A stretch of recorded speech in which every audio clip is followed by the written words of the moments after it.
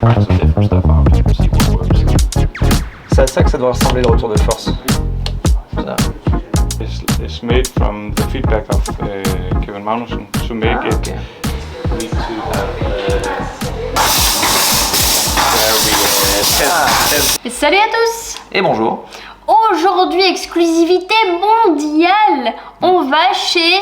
Azetec. C'est qui? Alors, Azetec.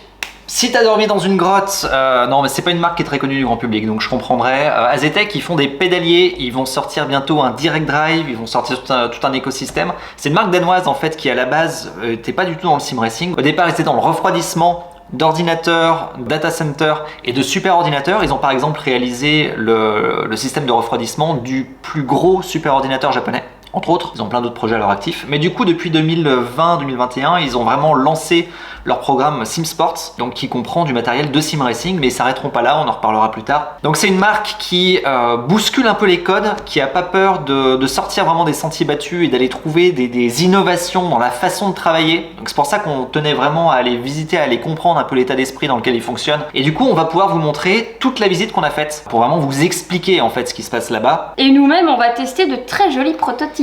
Ouais, on va tester du proto, on va... Et pas n'importe où. Oui, toi, voilà, elle est un peu excitée parce qu'elle a quand même posé son cul dans le châssis de Kevin Magnussen. Est-ce que tu trouves... C'est-à-dire que Kevin est 5 jours avant nous.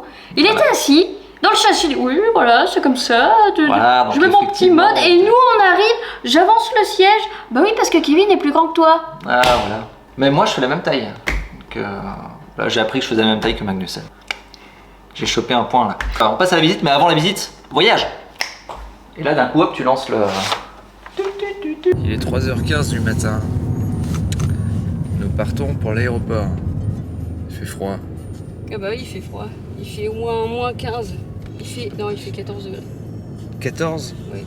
Il est 5h25 du matin. On s'est enregistré, on est à l'aéroport. Les gens boivent tous du vin blanc. 5h du mat.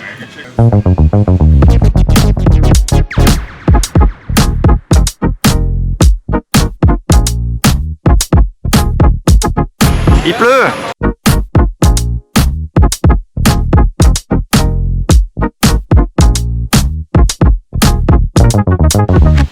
Je sais pas si c'est clair du coup où on est là. As you can see, we're setting up a couple of rigs over here. Ah, Where you nice. can also test our equipment at your house. Yeah. So we're just setting up.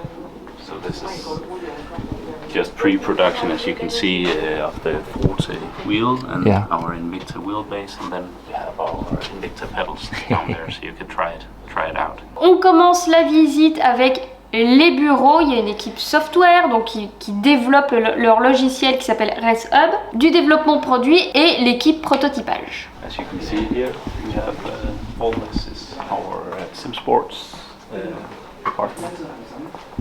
They're divided into different units, but all working on the SimSports products. Yeah, the software team and having some prototypes, working on some our mounting brackets, trying some different stuff out, see what works. Là, vous voyez le prototype du support frontal de la base qui a été dessiné quelques jours avant par André Eriksen. Dans la foulée, ils l'ont produit et ils sont en train de tester, de voir ce qui va pas. Mount or side mount or whatever they want, then of course it's an optional extra. Yeah. Okay. And you have the Of course, buttons this will here. be painted black and look a bit. Then you have the on-off button and Yeah. the talk-off button like this, so you won't have this. This one. Ah yeah. You know. The big ones. We tried to refine that. Really So nice. yeah, refined that, so have this like a talk-off button, so you don't have, to make it look a bit.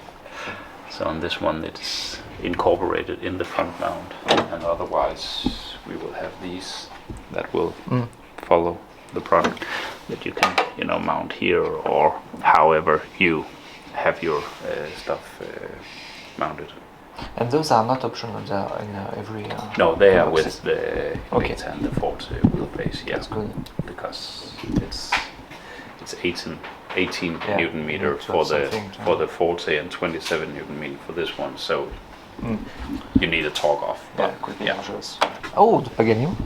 stick it down. You can see there. Yeah. On aurait pu essayer de l'embarquer dans un sac à dos, mais on avait laissé nos sacs à l'entrée. Ah, mais c'est pour ça qu'ils nous ont demandé de poser nos affaires, pour Ouais, c'est pas qu'on peut-être ça, pique ouais. des pédaliers. Awesome. We have the laboratory in here. We're not going in there. We cannot see, and I cannot tell you about it either. So. On va maintenant passer à la visite de l'usine en elle-même, de l'atelier. On ne verra pas le laboratoire pour des raisons évidentes, confidentielles. On ne va pas aller voir comment ils construisent leurs prototypes, évidemment. Par contre, on va aller voir l'atelier d'assemblage. Where we assemble our products. You can see here,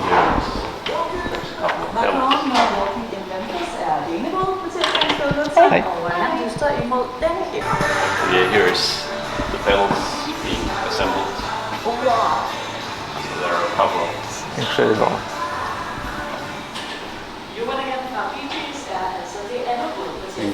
Need to have brake cylinder attached. Yeah, some dictas. And everything is assembled here, but everything is built here too? No, we have parts built in part in China and some here. You can see we're going to the workshop afterwards where we have the machining and stuff like that. Ah, okay. But we have final assembly here and parts made in Denmark also. So yeah, that's why we do it. Yeah, a lot of this stuff is we are also doing a lot of liquid cooling. Yeah. As you might know, and for data centers also. So that's also a big deal. And there we have some assembled here. But let's move this way around and then we'll come this way back. Okay. Yeah. So our warehouse here. And you can see we have the playground out here where we can make more or less everything in metal or aluminum or whatever we are thinking. So yeah, we have, and here we have a laser cutter Okay. for metal. So this is a big deal for us that we are able to, make prototypes. Alors, dans cet atelier, qu'est-ce qui se passe? Il y a plusieurs choses. En fait, la première chose très importante pour Azetec, c'est de pouvoir prototyper très rapidement. Là, ce qu'a voulu nous expliquer Niels, c'est d'une part qu'il leur suffit en fait dans les bureaux de dessiner une pièce, de dessiner un modèle, de dessiner un prototype, de l'envoyer à l'atelier, et une demi-heure à 60 minutes plus tard, ils peuvent déjà avoir un premier prototype fonctionnel entre les mains à tester pour voir ce que ça va donner, ce que ça fait vraiment sur le terrain. Donc ça leur permet d'être très rapide, de tester beaucoup d'idées, d'être le plus efficace possible et de faire plein d'itérations comme ça, plein de tests sans avoir à attendre à chaque fois d'envoyer des plans, de recevoir la pièce, de dire ok ça va pas, de renvoyer etc. Donc ça c'est quand même bien cool pour eux. Mais cet atelier évidemment il sert pas uniquement à du prototypage, il y a aussi de la production. C'est-à-dire qu'ils ne vont pas faire toutes leurs pièces à l'étranger. Ils tiennent aussi à garder une partie de la production au Danemark pour plusieurs raisons. La première, c'est déjà le côté rapidité et efficacité. C'est-à-dire que vraiment, quand ils ont besoin de pièces, quand ils ont un rush, entre guillemets, avec beaucoup de gens qui d'un coup commandent quelque chose parce qu'il y a un événement, là, du coup, ils peuvent être beaucoup plus flexibles. Ils ont de la flexibilité dans leur production. Mais étonnamment, il y a aussi le côté économique. On s'y attendait pas, mais en fait, ce qu'il nous a expliqué un peu plus tard, c'est que le fait de produire sur place, du coup il n'y avait pas les frais de port, donc tu évitais déjà ces frais là qui, quand tu commandes en masse, finalement ça finit par représenter quand même des sommes. Et il y a aussi les frais d'attente, c'est-à-dire que quand tu attends 4 à 6 semaines une pièce qui vient de Chine, pendant ces 4 à 6 semaines il y a un projet qui n'avance pas et qui du coup coûte de l'argent. Voilà, donc c'est le petit point. On continue la visite. Allez. Different stuff here.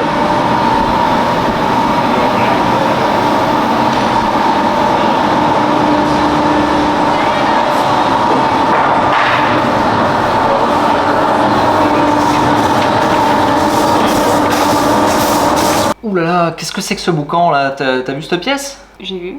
Et c'est quoi là-dedans? Eh bien, c'est la pièce où ils vont tester leur pédalier. Ouais, c'est-à-dire le module Torp, le module hydraulique pour leur pédalier Invicta et depuis peu Pagani. Ils vont prendre certains modules Torp sur la chaîne de production et les envoyer dans cette pièce-là. Et en fait, ces modules-là, ils vont être testés 1 million de fois à 100 bars. C'est-à-dire qu'on va envoyer 1 million de fois 100 bars de pression à l'intérieur et voir s'il y a des fuites ou pas. Donc s'ils passent le test, tout va bien. Si jamais ils passent pas le test, ça veut dire que dans la série, il y a peut-être un souci de prod. Et du coup, ils peuvent comme ça gérer la qualité de fabrication. Plutôt cool. Allez, on remet un peu le son, c'est bien. The lab maybe where we test our pedals. So this is going for 640,000 repetitions. And going for 1 million repetitions with 100 bars of pressure. So there should be no leakage. So they're just going here all day long, all week. Yeah. Yeah, and Yeah, those are the pedal shifters. Yeah. Then we have our race shop out here. We also have our race team. We have Valdemar Eriksson racing for us. Alors oui, il y a un race shop dans leur usine parce que AZTEC, ils ont aussi une équipe de course dont le pilote finalement principal est Le fils d'André, Valdemar Eriksson. Valdemar, ouais. Et un pilote du coup qui participe au GT World Challenge et qui fait pas de mauvaise perf d'ailleurs. Mais il fait de très bonnes perfs. Et d'ailleurs, petite anecdote il y a quelques semaines, Ah ouais, il a pas eu de bol, il a failli remporter une course, il avait réussi à se faufiler à la P1 et il était bien parti pour la remporter, il avait genre 17 secondes d'avance. Il passe au stand, tout se passe bien, il continue sa course et là en fait il a un bout de son harnais qui craque, qui éclate et en fait il y a un morceau en métal qui est parti bloquer la pédale d'accélérateur, donc il s'est retrouvé avec une pédale d'accélérateur bloquée et il a été obligé de faire abandon. Ce qui est vraiment dommage, ça aurait été une belle victoire là pour lui, mais il s'est quand même rattrapé en faisant de bonnes perfs derrière, donc ça va. poursuivons. So let's see here.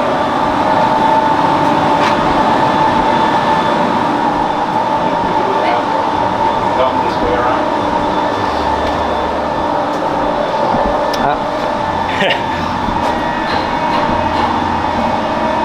He's driving the Audi R8. It's a dream car for the endurance race.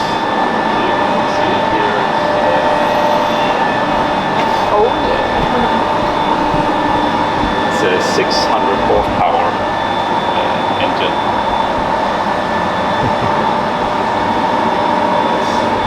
And for this we have, so when he's driving we can take out the data for the inputs on the pedals and for the steering wheel, so we can compare those data to our product development for the pedals and for the steering wheels. Ah, nice. So we try to,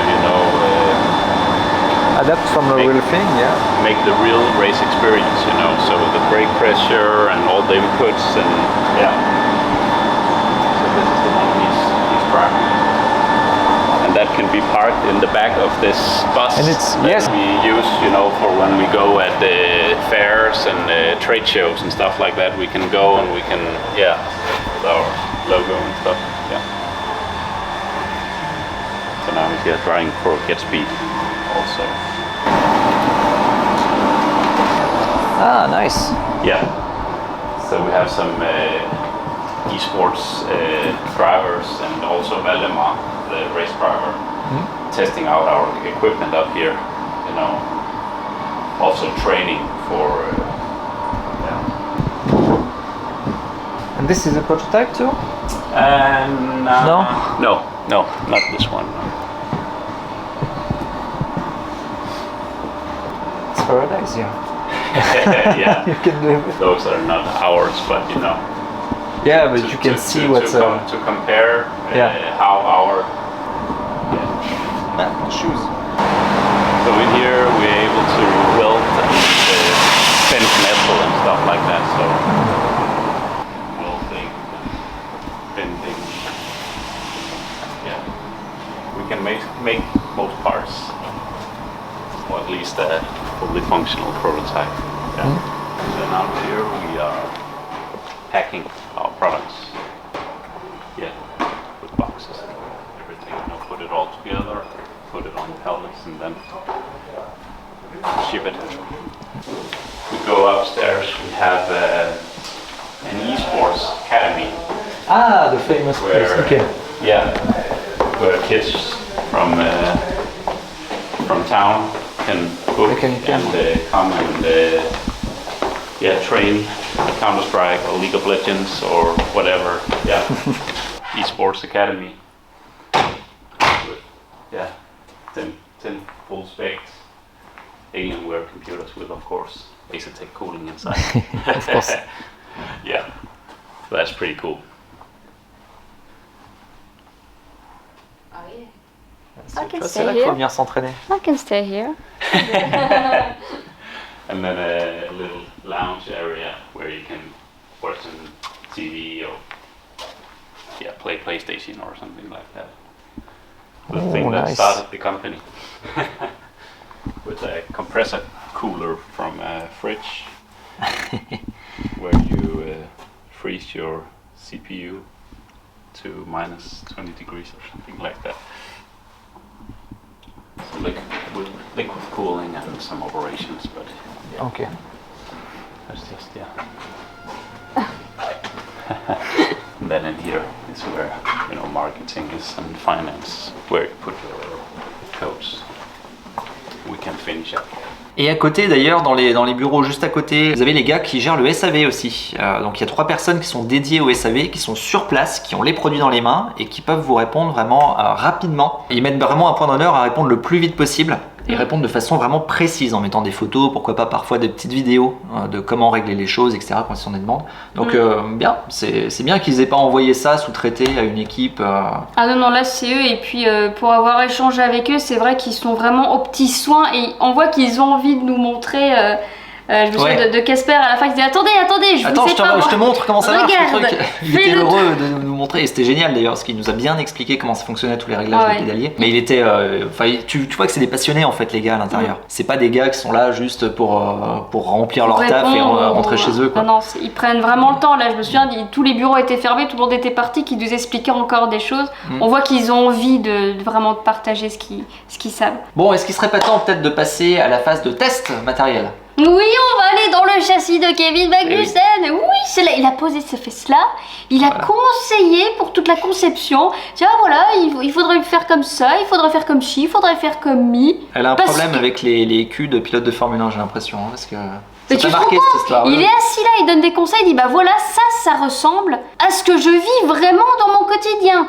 Et nous, on est là, oui, voilà, on teste. Vous n'êtes pas prêts. Vous n'êtes pas prêts. Non, mais c'est vrai que c'était super cool. Vous allez voir les images. On a pu tester du coup et le mode Magnussen sur la base Direct Drive, c'est-à-dire les réglages qu'il recommande pour avoir le ressenti de ce qu'on a vraiment dans le volant d'une Formule 1. Et le pédalier aussi, c'est-à-dire que le pédalier a été adapté avec un mode spécial, une goupille, bon on en reparlera plus tard, je pense qu'on le testera sur la chaîne, un mode qui permet vraiment d'avoir la même course et la même dureté que lui a dans sa F1 As du coup. C'était assez dingue et c'était très agréable. Place aux images. So we have a little like this, the screw nut, orange screw nut on the back of the brake is made from the feedback of Kevin Magnussen to make it okay. more feel like closer to the feeling of a Formula One brake. Okay. So that we will be releasing like very soon. It's like a little add-on you can buy. Yeah, exactly. And then you can change it with the that's coming with the nice. brake. Yeah. So that's kind of what we're trying to develop with him, like small features that make it closer to the real life feeling. Oof, first time in this position. The rig we built for Kevin Magnussen, when he was here testing. Wow. So the exact same. So now you're Kevin. Okay, let's go.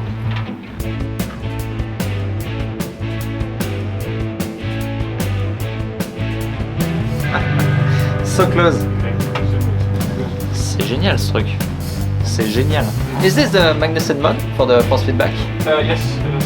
Ah, it's really interesting. Tu veux tester? Oh yeah. Wow.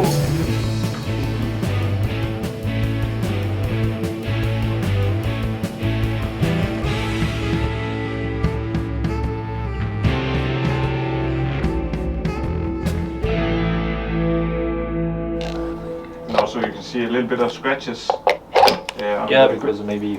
Yeah, but on the real one, that's not gonna be an issue. This because this one is 3D printed and spray painted. So, Okay. So that's why the real version will be anodized, so it can't be scratched. Nice. Hop, hop. Ah. Ingénieux. Les palettes, elles sont vraiment agréables. Hein. Je sais pas si t'as vu un peu là. Oh yeah. Ça montre déjà le niveau de qualité qu'on va avoir sur le vrai. Et là, du coup, on retrouve les pins. Oui. Voilà. Les petits pins de connexion. Et donc, paraît-il que c'est un truc anti-idiot. Normalement, voilà. Enfin, aussi simple que ça. Incroyable. Et il n'y a pas le moindre flex. C'est juste ajusté au taquet. Un petit mot sur ce QR. En fait, ils ont racheté la licence du modèle Simucube et ils l'ont adapté selon leur volonté. En fait, chez Azetec, ils ne voulaient pas avoir de volant sans fil. Ils voulaient pas qu'il y ait de système Bluetooth à l'intérieur. Ils voulaient vraiment que ce soit directement plugué, entre guillemets, avec des petits pins de connexion. Pour vraiment avoir la réponse la plus rapide possible pour leur volant, par exemple Invicta, qui va intégrer un dashboard. Donc voilà, c'est entre autres ce qui a poussé leur choix de ce côté-là. Comme chez Simucube, on va retrouver 0 jeu. Il est impossible, en fait, avec ce type de modèle, d'avoir du jeu. C'est physiquement, on peut pas, à moins de le casser, à moins de vraiment aller le défoncer volontairement, il n'y a pas moyen d'avoir du jeu à l'intérieur. Et on a aussi un système qui est très simple d'utilisation, c'est-à-dire qu'on le glisse dessus, tac, c'est terminé. Voilà, globalement, le système, il est simple, efficace, c'est ce qu'on veut. D'ailleurs, j'ai remarqué, comme sur les Simucube, vu que c'est très ajusté, quand on a voulu le sortir, le volant, il a fallu foutre une petite tape en dessous, parce que vraiment, c'est ajusté au taquet, quoi. Il n'y a pas le moindre jeu du tout. Simucube avait bien réussi son coup, là, on a une adaptation qui est très bonne. Poursuivons. Donc super impressionnant, et le retour de force aussi, le Magnussen mode. Hyper intéressant parce que tu as tout le retour en fait dont tu as besoin, mais t'en as pas plus, t'en as pas trop. C'est pas un truc qui vient te démolir les mains, ça vient juste te donner pile poil les bonnes informations, comme lui a besoin de les ressentir dans une vraie bagnole. Donc je trouve l'idée juste super, et on va voir si on peut encore faire quelques tours de roue, hein, d'ailleurs, je pense, parce que il est encore tôt.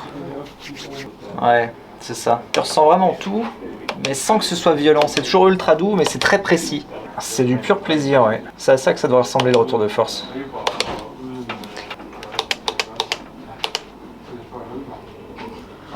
Un petit mot sur notre ressenti. Qu'est-ce que t'en as pensé? Alors, le retour de force, concrètement, moi je l'ai trouvé...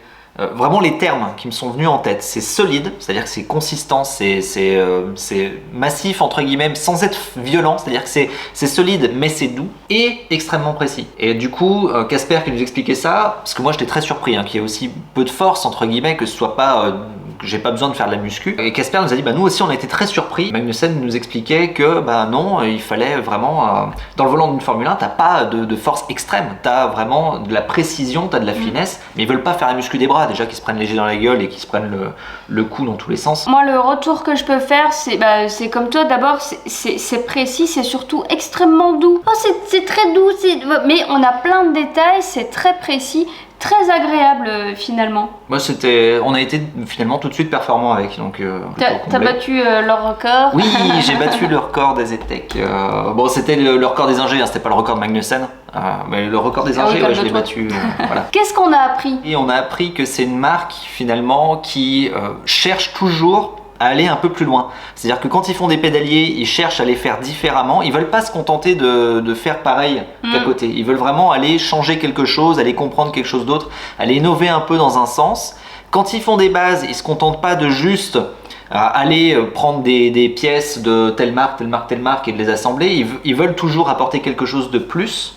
En fait, ils veulent vraiment se démarquer comme ça, en apportant toujours un petit truc en plus qui va leur permettre de faire une différence en fait, vraiment dans la vie du sim racer. Et c'est une marque que je vous invite quand même à suivre. Là, on en est encore au tout début, ils vont sortir leur direct drive, c'est le début de l'aventure entre guillemets pour eux, ça fait que 2 ans là qu'ils sont sur ce secteur d'activité. Il y a vraiment une volonté, on voit qu'il y a vraiment un plan. C'est ça en fait moi qui ressort. On a cette architecture un peu nordique avec des gens qui sont très carrés, très droits, qui savent précisément ce qu'ils doivent faire, ce qu'ils veulent. Et ils ont un plan en fait. Il y a vraiment un plan derrière. C'est pas on y va à l'aveugle comme certaines autres marques qui vont te sortir un produit, puis après ils vont réagir en fait au marché, ils vont sortir un autre. Là il y a vraiment un plan qui est réfléchi, mais ils savent quand même s'adapter aux demandes. Oui, et on voit évidemment qu'ils sont pas tout neufs. Alors ils sont entre guillemets neufs sur la partie SimSport, mais on voit que c'est une boîte déjà qui fonctionne très bien.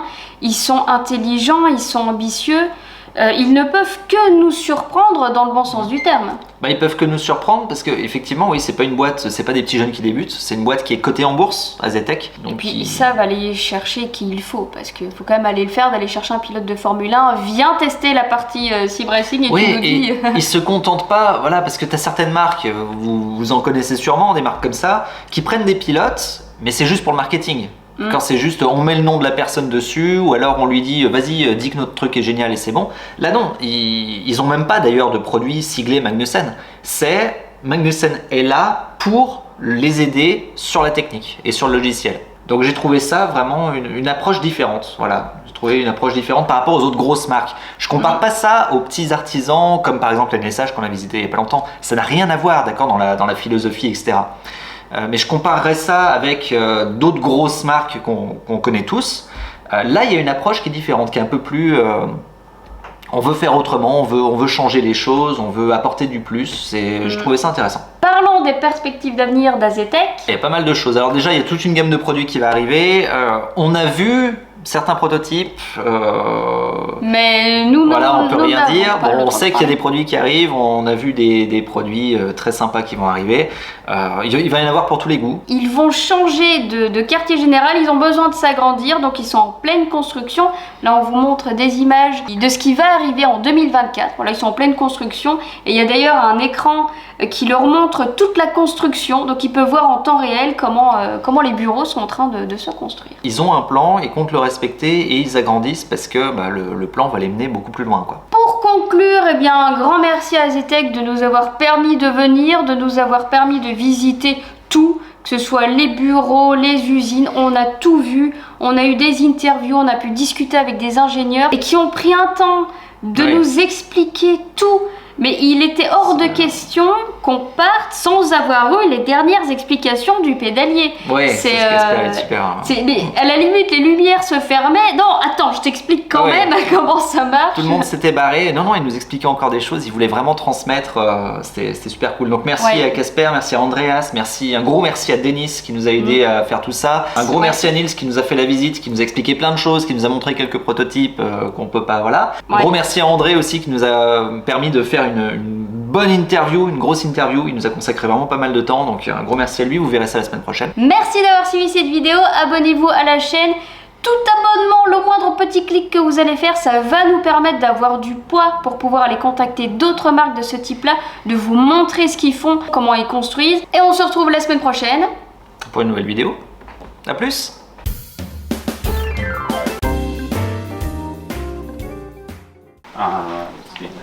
No, I think actually you go to Andre now. Well, my name is Andre.